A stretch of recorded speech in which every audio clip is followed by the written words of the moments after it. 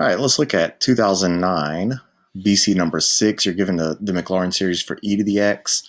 Then they give you some funky looking f of x, which is all of this mess. They tell you f of 1 is 1, and f has derivatives of all order. Okay, right, the first four non-zero terms for e to the x minus 1 squared, centered at x equals 1.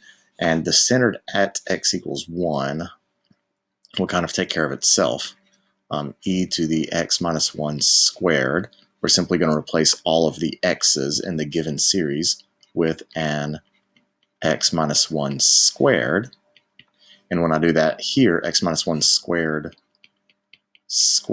will be x minus 1 to the fourth over 6. This x minus 1... Whoa, hold up. Fix that. X minus 1 squared is fourth. That will be over 2 plus, and then x minus 1 squared cubed would be x minus 1 to the 6th over 6. And they do ask for the general term, so we will include the general term, which will be x minus 1 squared to the n over n factorial. And so that is part A. Then we have to use that series to manipulate f into a series. And this one's going to be a little bit ugly, but it'll work out kind of nicely in the end. So f of x, we're going to replace e to the x minus 1 squared with all of this. So that'll be 1 plus x minus 1 squared plus x minus 1 to the fourth over 2 plus x minus 1 to the 6th over 6 plus dot dot dot. And they do ask for the general term as well, so I'm going to include the x minus 1 to the 2n over n factorial. All of that is replacing the e to the x minus 1 squared, and then I still have the minus 1, and then all of that over, whoa, that was terrible. Let's do that again. All of that over x minus 1 squared, and you'll see things start to subtract and cancel out. 1 minus 1 cancels out, and then looking at the rest, x minus 1 squared will divide into everything that remains in the numerator, so this is going to divide out in the denominator, and it will take out 2 of everything in the numerator, so x minus 1 squared will reduce to a 1, x minus 1 to the fourth will reduce to x minus 1 squared, x minus 1 to the 6th over x minus 1 squared will reduce to the fourth exponent, and you'll notice we are subtracting 2 from each exponent. And so now I have my general series. I'm going to move this up out of the way. This cleans up to 1 plus x minus 1 squared over 2 plus x minus 1 to the fourth over 6 plus, now they do ask for the first 4 non-zero terms, so I have to continue this pattern. So it's going to be x minus 1 to the 6th over, that's 2 factorial, 3 factorial, I'm just going to say 4 factorial plus, and then the general term. You'll notice I subtracted 2 from each thing in the numerator, so I'm going to have my general term of x minus 1 to the 2n minus 1 over, wait a minute, 2n minus 2, there we go, over n factorial plus dot dot dot, and there is my general term. And as I have the series written and my general term written here, my series is beginning when n is equal to 1. If I plug in 1 for n, I would have x minus 1 to the 0 over 1 factorial does give me my first term. However, if you look at College Board's solution, their general term is x minus 1 to the 2n over n plus 1 factorial. And if that's your general term, then you'll be starting when n is equal to 0. They both are acceptable. I just feel it's easier to go the route that I went with. So moving on to part C, use the ratio test to find the interval of convergence for the series we just found in part B. So I've rewritten my series, and we're going to apply the ratio test here.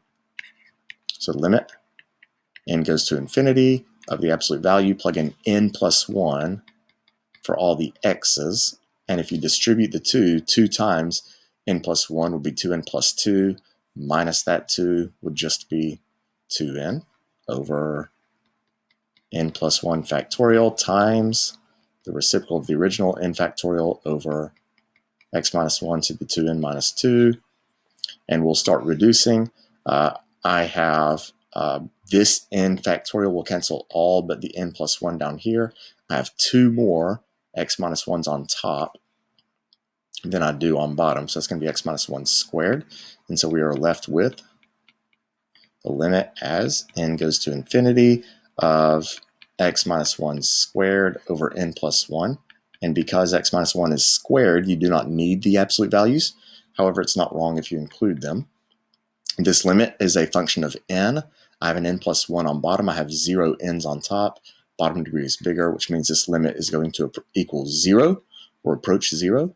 0, last I checked, is always less than 1, which means this series always converges, which means the interval of convergence